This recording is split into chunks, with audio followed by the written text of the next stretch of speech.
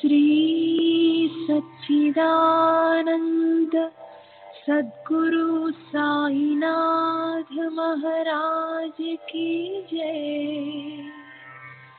सद्गुरु श्री साईनाथुनि शरद बाबूजी की जय।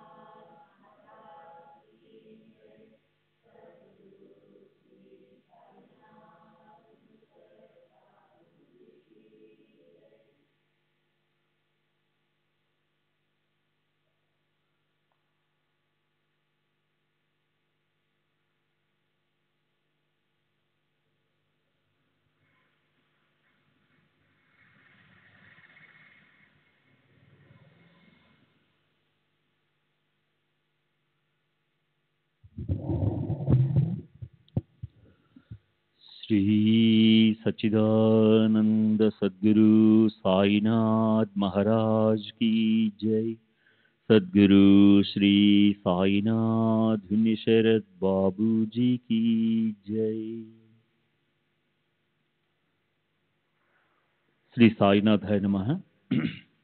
శ్రీ సాయి సచ్చరిత్రము 32వ అధ్యాయము మొన్నటి తరువాయి.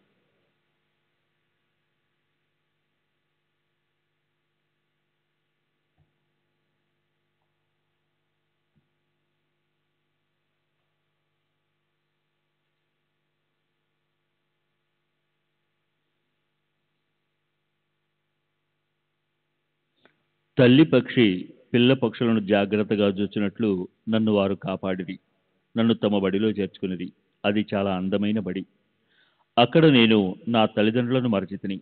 నా అభిమానం అంతయు తొలగెను. నాకు సులభముగా విమోచనము కలిగెను. గురువుగారి మెడను కౌగిలించుకొని వారిని తదేక దృష్టితో ఎల్లప్పుడూ చూచుచుండవనని అనిపించినది. వారి ప్రతిబింబము నా కనుపాపలందు నిలువనప్పుడు నాకు కనులు లేకుండాటే మేలనిపించేది. అది అటువంటి బడి. అందులో ప్రవేశించిన వారెవరినూ రక్తహస్తములతో బయటకు రారు. నా గురువే నాకు సమస్తముగా తోచుచుండెను. నా ఇల్లు, నా ఆస్తి, నా తల్లిదండ్రులు అంతయు వారే. నా ఇంద్రియములన్నీ తమ తమ స్థానములు విడిచి నా కండ్ల యందు కేంద్రీకృతమయ్యను. నా దృష్టి గురువునందు కేంద్రీకృతమయ్యను. నా ధ్యానమంతయు నా గురువు పైననే నిలిపితిని. నాకింకొక దాని యందు స్పృహ లేకుండెను. వారిని ధ్యానము చేయనప్పుడు నా మనసు, నా బుద్ధి స్తబ్దమగుచుండెను. నిశ్శబ్దముగా వారికి నమస్కరించుచుంటిని. ఇతర పాఠశాలలో పూర్తిగా మరొక విధమైన దృశ్యములు కానవచ్చును. భక్తులు జ్ఞానము సంపాదించుటకు పోయి ద్రవ్యమును, కాలమును, కష్టమును వ్యయము చేసెదరు. తుట్టదొదుగు పశ్చాత్తాపపడెదరు. అక్కడున్న గురువు తనకు గల రహస్య శక్తిని గురించి, తన రుజువర్తనం గురించి పొగడుకొనుచు తన పావిత్ర్యమును ప్రదర్శించినే గాని హృదయము మృదువుగా నుండదు. అతడు అనేక విషయముల గురించి మాట్లాడును, తన మహిమను తానే పొగుడుకొనును.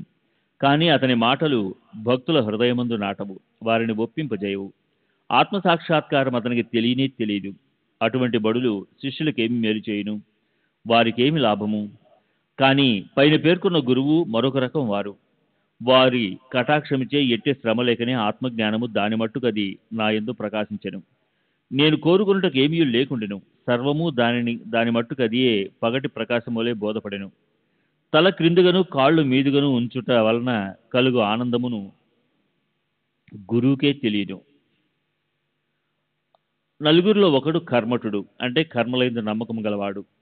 అతనికి కొన్ని కర్మలు, విధులు, నిషేధములు మాత్రమే తెలియను. రెండవ వాడు జ్ఞాని. అతడు తనకున్న జ్ఞానమునకు గర్వించువాడు. మూడవ వాడు భక్తుడు, భగవంతునికి సర్వస్వ శరణాగతి చేసినవాడు. భగవంతుడే సర్వమును చేయువాడని అతని నమ్మకము. వారితో తర్కించుచు వివాదపడుచుండగా దేవుని సమస్య వచ్చెను. వారు తమకు తెలిసిన విద్యపై ఆధారపడి దేవుని వెదకుటకు పోయిరి. వివేకములకు, వైరాగ్యములకు అవతారముకు శ్రీ సాయి ఆ నలుగురిలోనొకరు. పరబ్రహ్మ స్వరూపులై కూడా వారెందుచేత ఇతరులతో కలిసి తెలివి తక్కువగా ప్రవర్తించరని ఎవరైనా అడుగవచ్చును. ప్రజాభిప్రాయమును, వారి మంచిని సంపాదించుటకు వారికి ఒక ఉదాహరణ చూపుటకు వారిట్లు చేసిరి. వారు అవతార పురుషులైనప్పటికీ ఒక సాధారణుడైన బంజారాను గౌరవించి వాని ఆహారం ఆమోదించరి. అన్నము పరబ్రహ్మ స్వరూపమని వారి నమ్మకము. బంజారా ఆహారమును నిరాకరించిన వారు కష్టంలో పాలైరి. గురువు లేనిదే జ్ఞానం సంపాదించడానికి వీలు కాదని వారు బోధించరి. తైత్తరీయోపనిషత్తు తల్లిని, తండ్రిని, గురువును గౌరవించి పూజించి మత గ్రంథములను అభ్యసించవాలని చెబుతున్నది. ఇవే మన మనసును పావనం చేయు మార్గములు. మనస్సును పావనం చేయనిది ఆత్మ సాక్షాత్కారం పొందలేము. ఇంద్రియములు కానీ, మనస్సు కానీ, బుద్ధి కానీ ఆత్మను చేరలేవు. ప్రత్యక్షము, అనుమానము మొదలైన ప్రమాణములు మనకు ఈ విషయంలో సహాయపడవు. గురువుగారి కటాక్షమే మనకు తోడ్పడును. ధర్మము, అర్థము, కామము మన కృషి వల్ల లభించును. కానీ నాలుగవది మోక్షము గురువు సహాయం వల్లనే పొందగలరు. సాయి దర్బార్లోని అనేక మంది వచ్చి వారికి తెలియ విద్యలను ప్రదర్శించిపోయేవారు. జ్యోతిష్కులు రాబో విషయంలో చెప్పుచుండేవారు. యువరాజులు, గౌరవనీయులు, సామాన్యులు, పేదవారు, సన్యాసులు, యోగులు, పాటగాండ్రు మొదలైన వారు బాబా దర్శనములకై వచ్చేవారు. ఒక మహారు అంటే మాలవాడు వచ్చి జోహారు చేసి, ఈ సాయి మా బాప్ అంటే తల్లియు తండ్రియు అనియు వారు మన చావు పుట్టుకలను తుడిచివేయుదరని చెప్పాను. గారడివాండు, గుడ్డివాండ్రు, చొట్టవారు, నర్తకులు, నాద సాంప్రదాయం వారు, పగటి వేషంలో వారు కూడా అచ్చట సమాదరింపబడుచుండేది. తన వంతురాగా ఆ బంజారా కూడా కనిపించాను. తన పాత్రను ముగించాను. మనం ఇప్పుడు ఇంకొక కథను విందాము. గోఖలే గారి భార్య ఉపవాసము. బాబా ఎన్నడూనూ ఉపవసించలేదు. ఇతరులను కూడా ఉపవాసం చేయనిచ్చేవారు కాదు. ఉపవాసం చేయు అనే మనసు స్థిమితముగా ఉండదు. అటివాడు పరమార్థం ఎట్లు సాధించును. ఉత్త కడుపుతో దేవుని చూడలేము.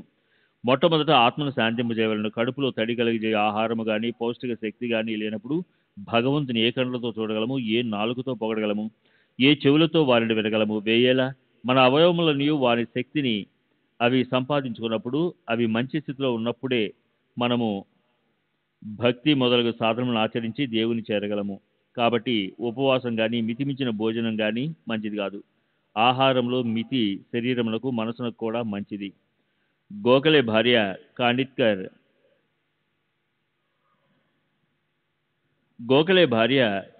భార్య శ్రీమతి కాశీబాయి వద్ద నుండి దాదా కేల్కర్కు జాబు తీసుకుని షిర్డీకి వచ్చాను. ఆమె బాబా పాదముల వద్ద 3 రోజులు ఉపవసించి కూర్చున్న నిశ్చయంతో వచ్చాను. బాబా అంతకు ముందు రోజు కేల్కర్తో తన భక్తులను హోళీ పండుగ నాడు ఉపవాసం చేయనేనని చెప్పి ఉండెను. వారు ఉపవసించినచో బాబా తన యొక్క ఉపయోగం ఏమనను. ఆ మరుసటి దినము ఆమె దాదా కేల్కర్తో పోయి బాబా వద్ద కూర్చుండగా బాబా వెంటనే ఆమెతో, ఉపవాసం చేయవలసిన అవసరమేమి, దాదా బొట్టు ఇంటికి పోయి బొబ్బట్లు చేసి అతని పిల్లలకు పెట్టి నీవు కూడా తినము అనను. హోళీ పండుగ వచ్చాను. దాదా కేల్కర్ బాబు భార్య బయట చేరను. కేల్కర్ ఇంట్లో వండుటకు ఎవరు లేకుండరి. కావున బాబా సలహా సమయోచితముగా ఉండెను. గోఖలే గారి భార్య దాదా భట్టు ఇంటికి పోయి బొబ్బట్లు చేశాను. ఆ రోజు అక్కడనే ఉండెను. ఇతరులకు పెట్టాను. తాను తినను. ఎంత మంచి కథ, ఎంత చక్కని నీతి. బాబా సర్కారు. బాబా తన బాల్యంలో జరిగిన కథను ఈ విధముగా చెప్పాను. నా చిన్నతనంలో భుక్తి కొరకు వెదకుచూ బీడుగా వెళుతుని. అక్కడ నాకు బట్టలపై చేయు అల్లిక పని దొరికెను. శ్రమ అనక కష్టపడి పనిచేస్తుని. యజమాని నా పనికి సంతృష్టి చెందిన. నాకంటే పూర్వం 3 కుర్రవాళ్ళు పనులు నుండిరి. మొదటి వానికి 50 రూపాయలు, రెండో వానికి 100 రూపాయలు, మూడో వానికి 150 రూపాయలు. నాకు ఈ 3 మొత్తములకు రెండింతలు అనగా 600 రూపాయలు జీతం ఇచ్చాను. నా తెలివితేటలను చూసి యజమాని నన్ను ప్రేమించి మెచ్చుకొని నిండు దుస్తులిచ్చి నన్ను గౌరవించాను. వీరిని వాడకుండా జాగ్రత్తగా దాచుకుంటుని. మానవుడిచ్చినది త్వరలో సమసిపోవును గాని దైవం ఇచ్చినది శాశ్వతంగా నిల్చును. ఇంకెవరిచ్చినది దీనితో సరిపోల్చలేము. నా ప్రభు తీసుకో అనును, కానీ ప్రతివాడు నా వద్దకు వచ్చి తే అంటున్నాడు. నేనేం చెప్పుతున్నానో గ్రహించేవాడు ఒక్కడునూ లేడు. నా సర్కారు యొక్క ఖజానా అంటే ఆధ్యాత్మిక ధనం నిండుగానున్నది. అది అంచు వరకు నిండి పొంగిపోవచ్చున్నది. నేను త్రవ్వి ఈ ధనమును బండ్లతో తీసుకుబండు. సుపుత్రుడైన వాడు ఈ ద్రవ్యమునంతా దాచుకొనవలెను అనుచున్నాను. నా ఫకీరి చిత్రత, నా భగవాను లీలలు, నా సర్కారు అభిరుచి మిక్కిలి అమోఘమైనవి. నా సంగతి ఏమి? శరీరం మట్టిలో కలిను, ఊపిరి గాలిలో కలిను. ఇట్టి అవకాశం తిరిగి రాదు. నేను ఎక్కడికో పోయేదనో, ఎక్కడనో కూర్చుంటేదనో మాయ నన్ను మిగిలిలో బాధిస్తున్నది. అయినప్పటికీ నా వారి కొరకు నేను ఆతురపడేదను. ఎవరైనా ఏమైనా సాధన చేసినచో తగిన ఫలితమును పొందేదరు. ఎవరైతే నా పలుకులను జ్ఞప్తి అందించుకునేదరో వారు అమూల్యమైన ఆనందమును పొందేదరు. 32వ అధ్యాయం సంపూర్ణం. సద్గురు శ్రీ సాయినాథార్పణమస్తు. శుభం భవతు. శ్రీ సచ్చిదానంద సద్గురు సాయినాథ్ మహారాజ్ की जय. सद्गुरु श्री साईनाथ निशरद बाबू जी की जय.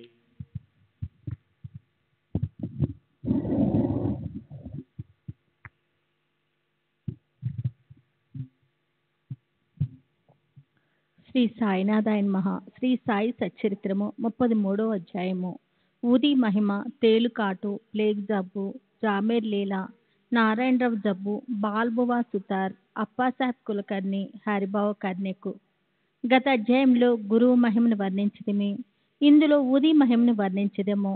మనం ఇప్పుడు గొప్ప యోగీశ్వరులకు నమస్కరించదము. వారి కరుణా కటాక్షములు కొండంత పాపములు కూడా నశింపు చేయును. మనలోని దుర్గములను పోగొట్టును. వారి సామాన్య పలుకులే మనకు నీతులు బోధించును, అమృతానందమును ప్రసాదించును. ఇది నాది, అది నీది అనే భేదభావం వారి మనసులందు పుట్టదు. వారి రుణమును ఈ జన్మ ఎందు కానీ వచ్చే జన్మల ఎందు కానీ మనం తీర్చుకొనలేము. ఉది మహిమ. బాబా అందరి వద్ద నుంచి దక్షిణ తీసుకుంటుండనని అందరికీ తెలిసిన విషయమే. ఈ విధంగా వసూలు చేసిన మొత్తంలో ఎక్కువ భాగము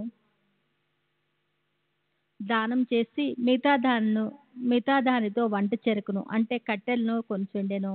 ఈ కట్టెలను బాబా దునిలో వేయుచుండెను. దానిని నిత్యము మంట పెట్టుచుండెను. అది ఇప్పటికీ అట్లే మండుచున్నది. అందులోని బూడిదని ఊది అనుచున్నాము. బాబా దాన్ని భక్తులకు తమ తమ ఇండ్లకు తిరిగిపోయినప్పుడు పంచిపెట్టేవారు. ఉది వల్ల బాబా ఏం బోధించను ఉద్దేశించెను? ప్రపంచంలో కనిపించే వస్తువులన్నీ బూడిద వలె అస్వాస్థములు. పంచభూతములచే చేయబడిన మన శరీరములన్నీ సౌఖ్యములు అనుభవించిన పిమ్మట పతనమైపోయి బూడిదగును. ఈ సంగతి జ్ఞప్తి తెచ్చుటకై బాబా భక్తులకు ఊది ప్రసాదమును పంచిపెట్టుచుండెను. ఈ ఊది వల్లనే బ్రహ్మం నిత్యమనియు ఈ జగత్తు అశాస్త్రమనియు ప్రపంచంలో గల బంధువులు కొడుకు కాని తండ్రి కాని తల్లి కాని మనవారు కారని బాబా బోధించును. ఈ ప్రపంచంలోనికి మనము ఒంటరిగా వచ్చితేమో ఒంటరిగానే పోయేదేమో. ఊది అనేక విధముల శారీరక మానసిక రోగములను బాగు చేయుచుండెను. భక్తుల చెవుల్లో బాబా ఊది ద్వారా దక్షిణ ద్వారా నిత్యానిత్యములకు తారక్యమము, అనిత్యమైన దాని యందు అభిమాన రహిత్యము గంట మోత వలె వినిపించుచుండెను. మొదటిది ఊది అంటే వివేకమును, రెండవది దక్షిణ అంటే వైరాగ్యమును బోధించుచుండెను. ఈ రెండును కలిగి ఉన్నా కానీ సంసారం అనే సాగరమును దాటలేము. అందుచే బాబా అడిగి దక్షిణ తీసుకొనిచుండెను. షిరిడీ నుంచి ఇంటికి పోయినప్పుడు భక్తులకు ఊదియే ప్రసాదంగానిచ్చి కొంత నుదుటిపై వ్రాసి వరదహస్తమును వారి శిరస్సుపై ఉంచుతుండెను. బాబా సంతోషంతో నున్నప్పుడు పాడుచుండేవారు.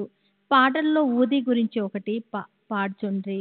దాని పల్లవి కళ్యాణ రామ రారామ్మో, గోనెలతో ఊదిని తేతెమ్మో. బాబా దీన్ని చక్కని రాగంతో మధురంగా పాడుచుండేవారు. ఇదంతా ఊది యొక్క ఆధ్యాత్మిక ప్రాముఖ్యము. దానికి భౌతిక ప్రాధాన్యం కూడా కలదు. అది ఆరోగ్యమును, ఐశ్వర్యమును, ఆదుర్తాల నుండి విమోచనమును మొదలగునవి ఒసగుచుండెను. ఇక ఊది గురించిన కథలను ప్రారంభించదము. తేలుకాటు. నాసిక్ నివాసియకు నారాయణ మోతి రామ్జానీ అన్నతుడు బాబా భక్తుడు.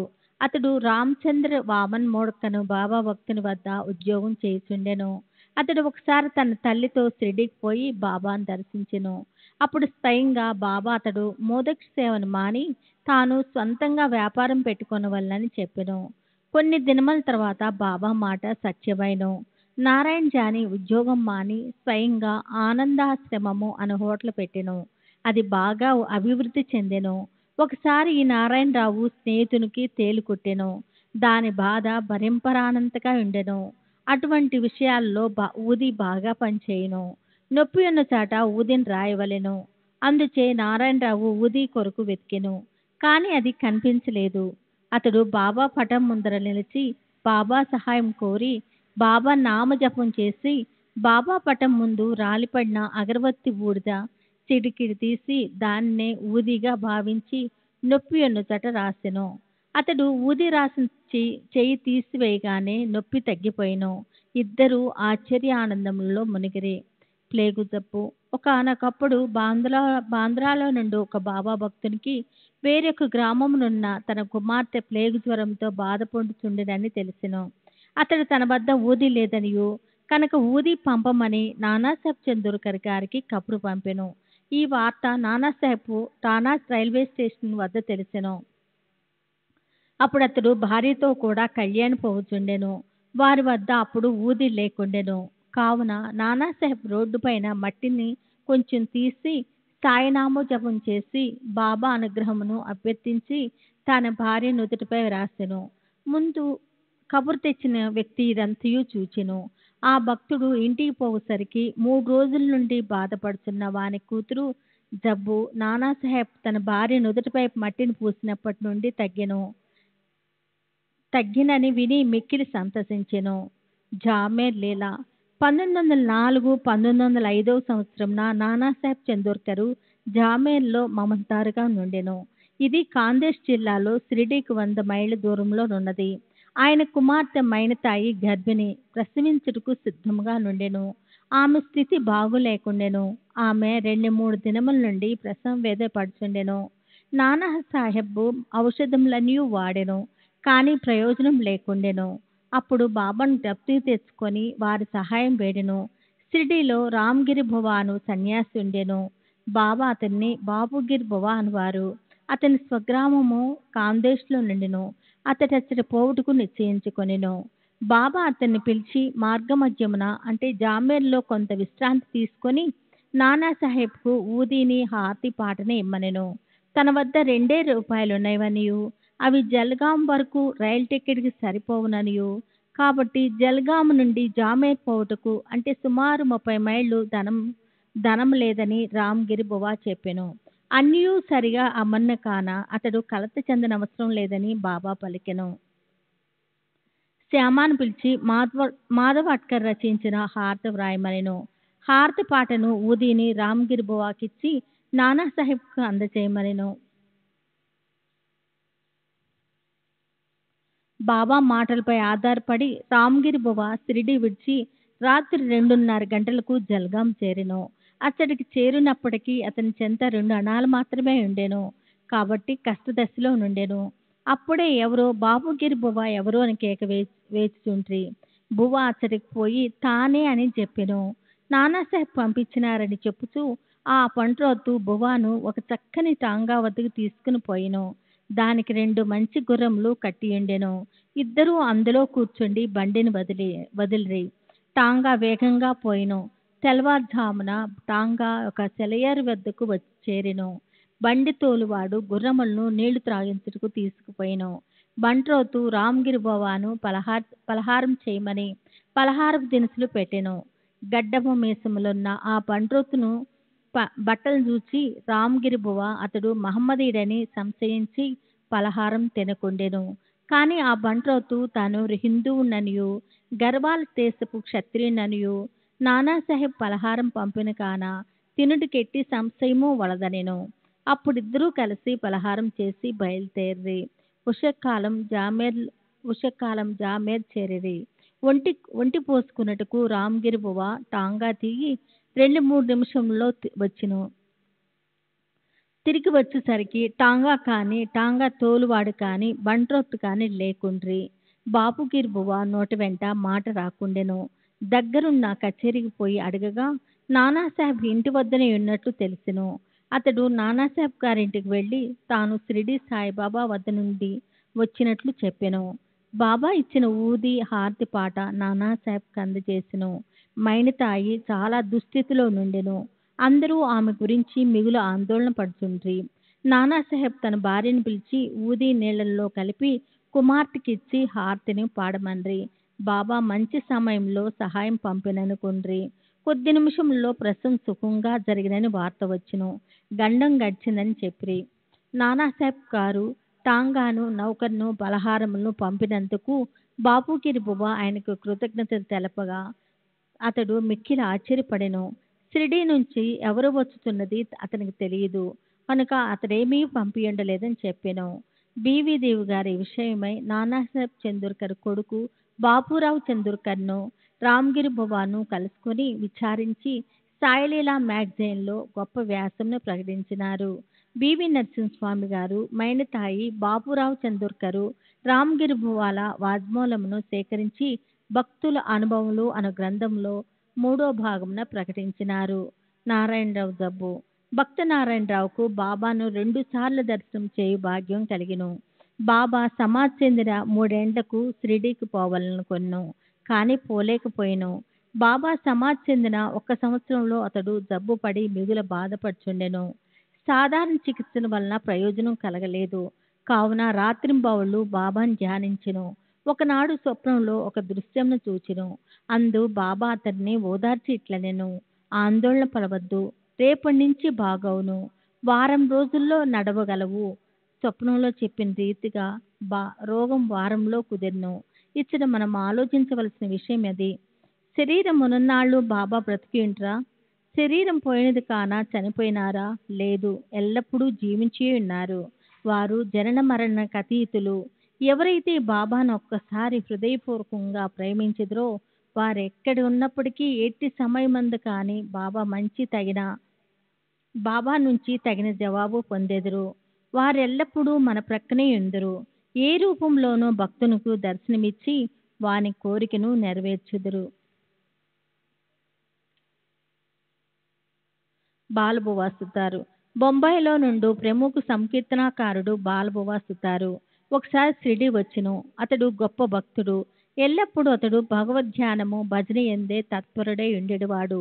అందుచే జనులు వారిని నవయుగ తుకారం అనిపించేవారు.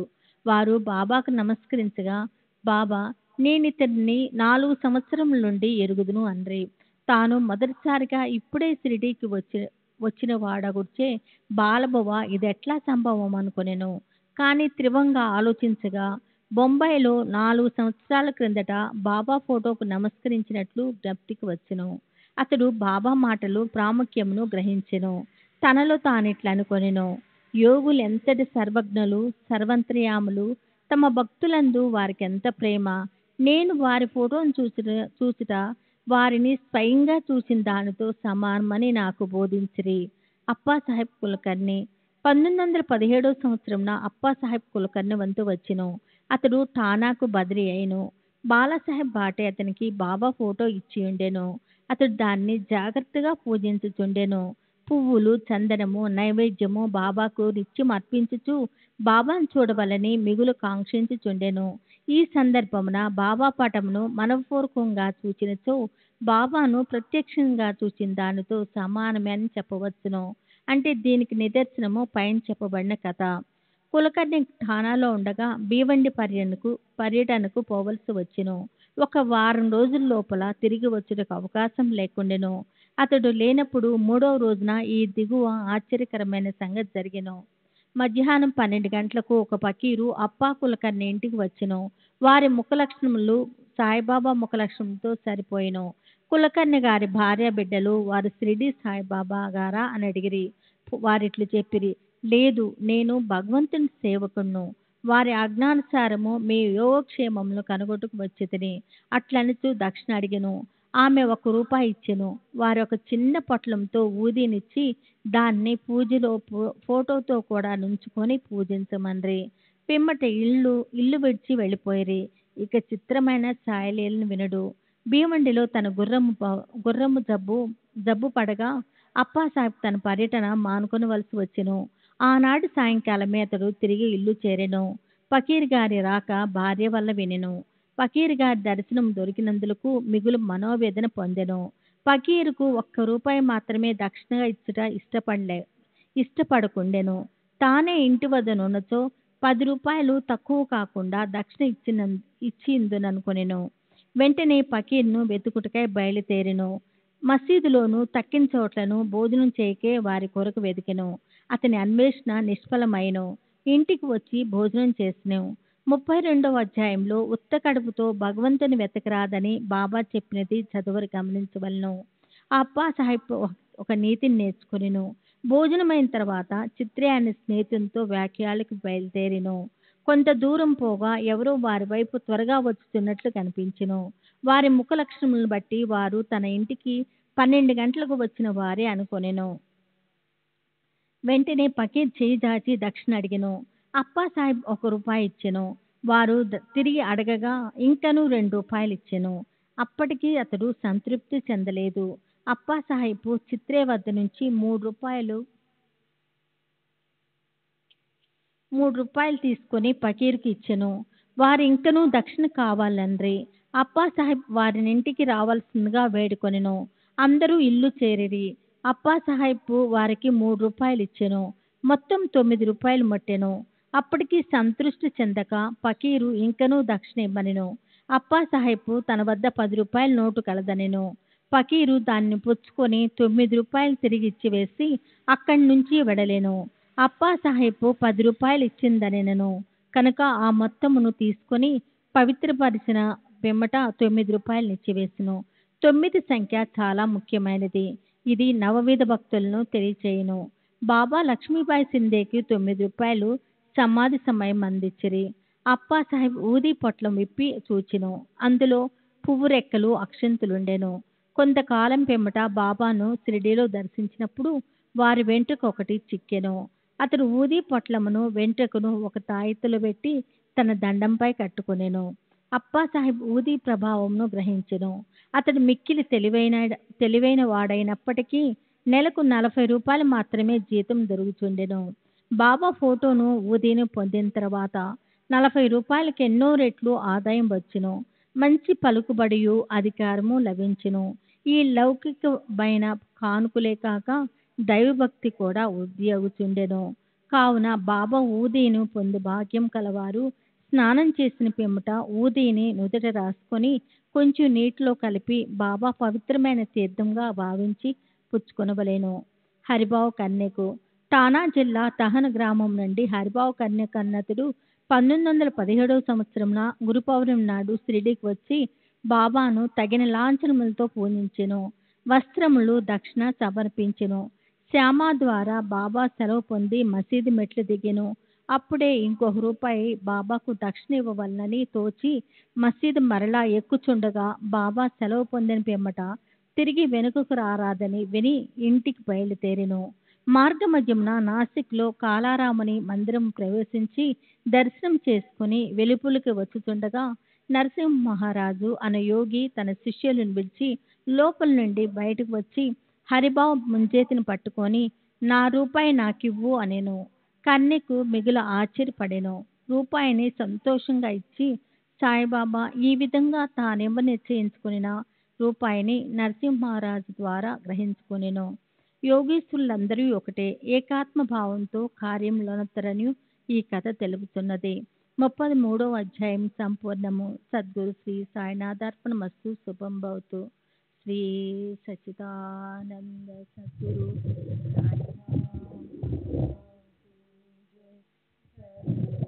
శ్రీ సాయినాథుని శరత్ బాబూజీకి జై. శ్రీ సాయినాథాయ నమః. శ్రీ సాయి సచ్చరిత్రము 34వ అధ్యాయం. ఊది మహిమ. డాక్టర్ గారి మేనల్లుడు డాక్టర్ పిల్లే, శ్యామ మరదలు, ఇరానీ బాలిక, హార్ద పెద్ద మనిషి, బొంబాయి మహిళ. ఈ అధ్యాయంలో కూడా ఊది మహిమ వర్ణితము. ఊది ధరించినంత మాత్రమున ఎట్టి ఫలములు కలుగునో చూస్తుము. డాక్టర్ గారి మేనల్లుడు నాసిక్ జిల్లాలోని మాలేగాంలో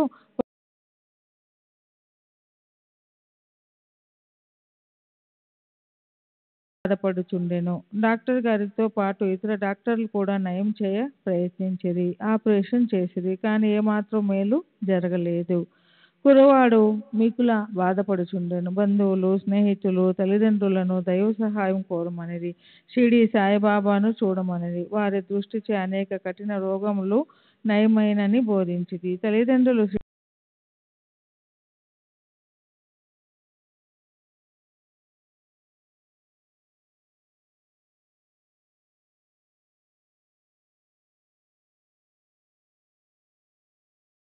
హృదయముడగు బాబా వారిని ఓదార్చి ఇట్ల నేను ఎవరైతే ఈ మసీదుకు వచ్చిద్దరో వారెన్నడూ ఈ జన్మలో ఏ వ్యాధి చేతను బాధపడరు. కనుక హాయిగా నుండుడు. కురుపుపై ఊదిని పోయుడు. 1 వారం రోజులలో నయమగును. దేవుని యందు నమ్మకము ఉంచుడు.